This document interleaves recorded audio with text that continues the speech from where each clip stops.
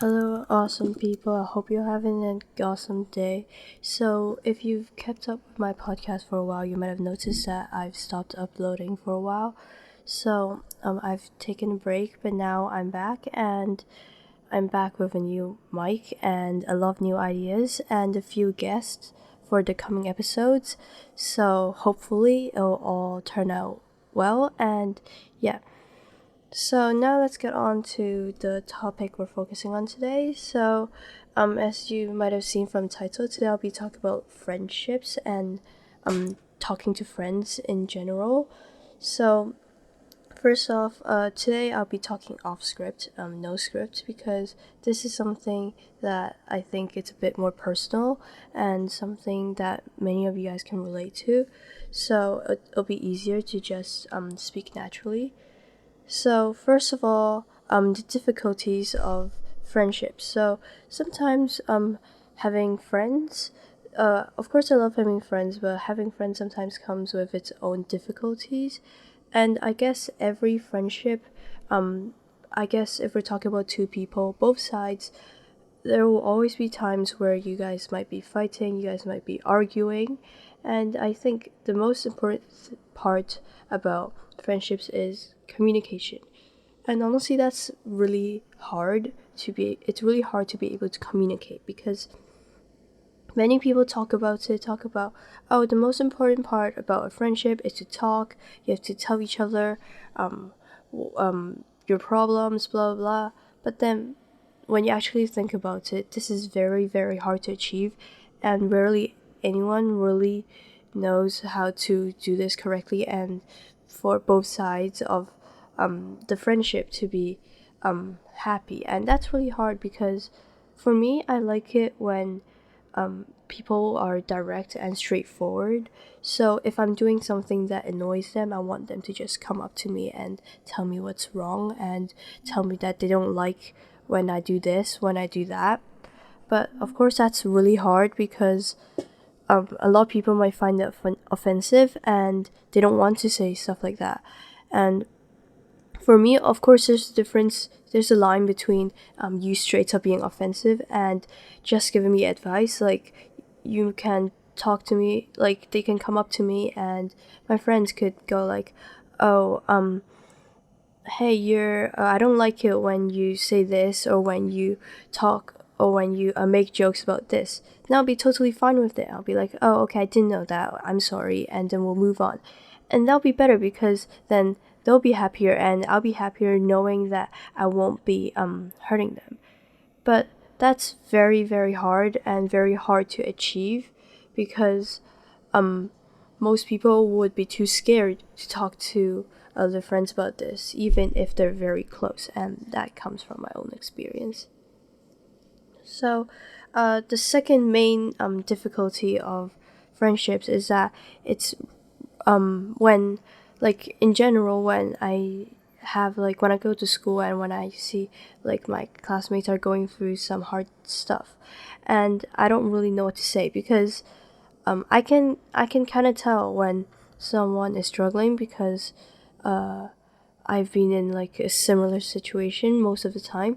So I can tell when they're going when they're going through it, but I don't really know what to say. And sometimes, like, I think a lot of people can relate to this because I've talked to a few of my friends and I've talked to people online, like my guests, and they've said they also feel the same thing, like because you know what it feels to go through like depression or like um anxiety and stuff like that.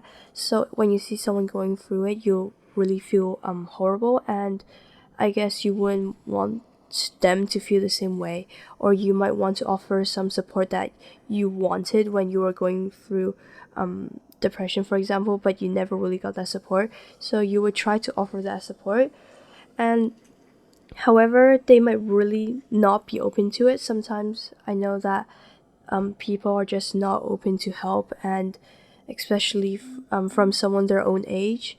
And for teenagers like us, our hormones are really crazy, and like sometimes for me, I get really moody. So I don't I don't want someone to be bothering me, and sometimes I just want some alone time.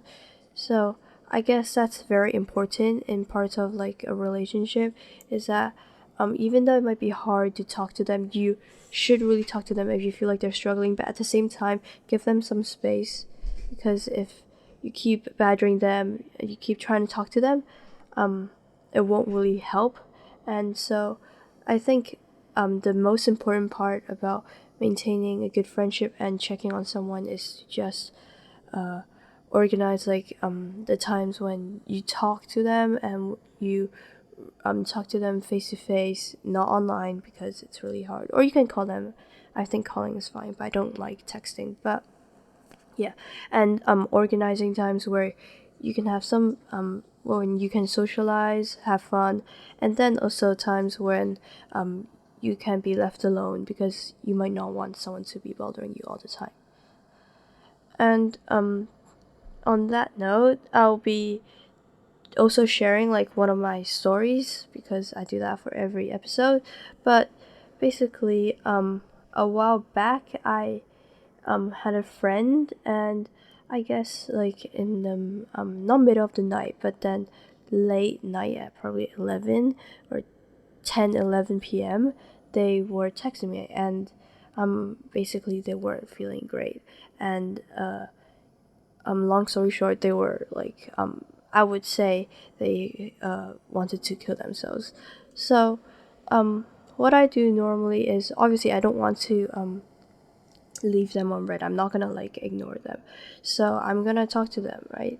But I don't know what to say, and sometimes I'm not very good at this. I don't know what to say. I try my best, but usually I ask to call them because, of course, I prefer to do a face to face. But if it's not possible, it's a lot easier if I call them. So I would talk to them, and basically, I'll just check to see where they are. If they're like really really serious, they've got a plan and everything, then of course I'm telling an adult. If I know their parent, I will call their parents. But usually I would just talk to them, because if I was in that position, and I've been in that position, I wouldn't want someone to go and tell my parents about what I trusted them to not like betray me on. And like I think some people just hate it when you tell their parents, when you tell adults about their situation. So I wouldn't do that straight away, but if it's very serious, of course I would do it. But usually I would just talk to them first, see like go to just to figure out like why they're thinking that way, what exactly is wrong, because sometimes they themselves can't pinpoint the problem, so they might need someone to go and talk them through it. And so you can ask them questions, ask them like, why are you feeling this way, why are you feeling that way, but at the same time let them talk. Because I think that's one of the biggest mistakes, when if I'm feeling unhappy, and it has happened before, and I go, oh, I'm unhappy because I got into an argument with this person. And so if I'm talking to that person, and they'll go like, why? And for a lot of people, it's really annoying, because it seems like you're not trusting them. It seems like you're more interested in what happened in that situation, the reasons behind it, than actually trying to help them, actually trying to listen to them. So personally, I would just let them talk first, and for a lot of people, let them rant on, because if they're holding on to a lot of emotions, it's a lot easier for them to talk a bunch about it, and to just let them talk, basically. Yeah. So I think overall, I think this would be a shorter episode, but this episode I just really want to talk about the relationship between friends, and the difference between like when you're trying to help them, and when you really should get an adult involved. And for teenagers like us, it's really hard. I understand it's really hard to figure out the right time to get someone else to help you with your situation. And also for me, and for a lot of people, you might think that like you're always helping your friends, you're always listening to them, and there's no one there to listen to you. And sometimes it's very heavy when you have a lot of people talking to you about their problems, and you have to carry all of it. So I would suggest just you have to find someone else to talk about it, to talk about your own problems, what people has told you about, without like mentioning their names, obviously. But yeah, so I just think it's a lot better in a friendship when you're considerate of your own boundaries and the other person's boundaries, and to make sure that both of you are on the same pace in terms of like a conversation, and that both of you understand each other's boundaries, and when you guys would like to be left alone, when you guys would like to talk together. And so yeah, that's it. And the last thing I want to talk about is what to do when you see your friend who might not be feeling well mentally. So I've seen a lot of these in school, and I think I was in the same place like 2 years ago. So I think the most common thing for teenagers to do, especially girls, is that when they're overwhelmed, they will just run to the bathroom.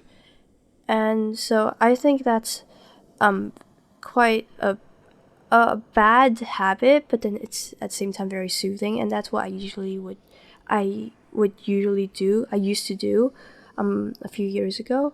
So because that's like an entire school, right? In a school it's quite big. In a school you don't have a lot of privacy, you have a lot of people, and you don't really have a corner for yourself. And so if you lock yourself in that stall, you feel more protected, you feel like you're alone, and you feel like there's no one else bothering you. And for a lot of people that are very sensitive to like sounds and like lights and people talking and people typing on laptops even, it's very common for them to just run into the bathroom, and I've seen it many times.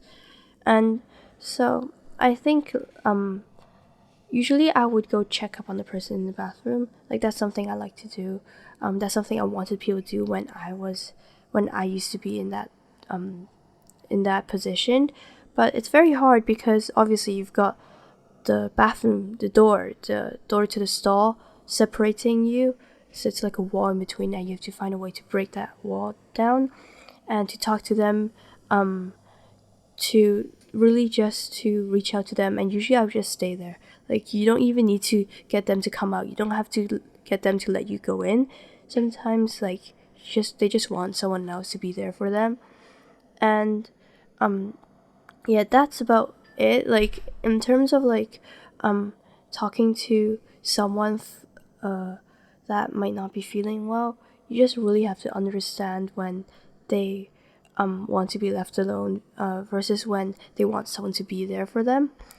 And for me, I would usually just stick with the being there for them part, because if you leave them, sometimes they might say, "Oh, please leave me alone," but they might not really mean it.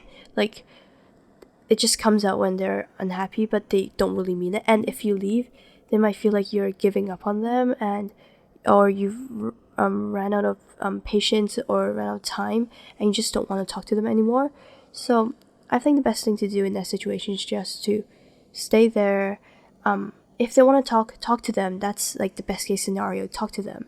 The best case scenario is to just be able to talk to them face to face. So if they let you open the door to go in with them, or to come out, or to go to another room that's quieter to talk privately, that's the best case scenario. But usually it doesn't happen that way, or if it does, it takes a lot of time to get to that situation. So I would just say to take it slow, to talk to them, remind them that you're here for them, remind them that you're not judging them, and that you'll help them. And I think that's the most important part, is to just be there for them. And yeah. So that's it for this episode. It's short, it's not very long. But yeah, it's been great coming back to podcasting. It's been the first time I've done a regular episode in a while, other than really short episodes. But I've got a few episodes I still haven't published, so I'll do that this week or the next week. So hopefully I'll have more episodes coming soon, every Wednesday for the next few weeks until the end of the year. So as usual, before we end this, I would like to remind you, please reach out for help if you need it. Please talk to a trusted adult if you're feeling down or unwell. You can also call crisis hotlines, and if you're in emergency, please call your local emergency services. Of course, you can talk to me for a chat for some teenage advice, but I'm not trained and not professional, so I would suggest talking to an adult or professional in this area first. Please do not hesitate to seek help.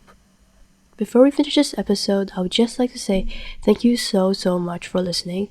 And if you're listening on Spotify, you can add your suggestions, feedback, and more on my Instagram bio through a link. And I've also started to share some tips and some of my updates on my website and the newsletter, which you can subscribe to. And I have also started to prepare for an episode a while back, and now I'm continuing with it, where I would read out your confessions and any questions you have on mental health. So if you would like to submit one, please go to my website, which you can see on my bio on all my platforms. And yeah, that's it. And lastly, if you're interested on my guest episodes, please go to my website and I have more information on that. So I hope that helps. Thank you for listening. I hope you listen to my other episodes and I hope you have an awesome day. Bye.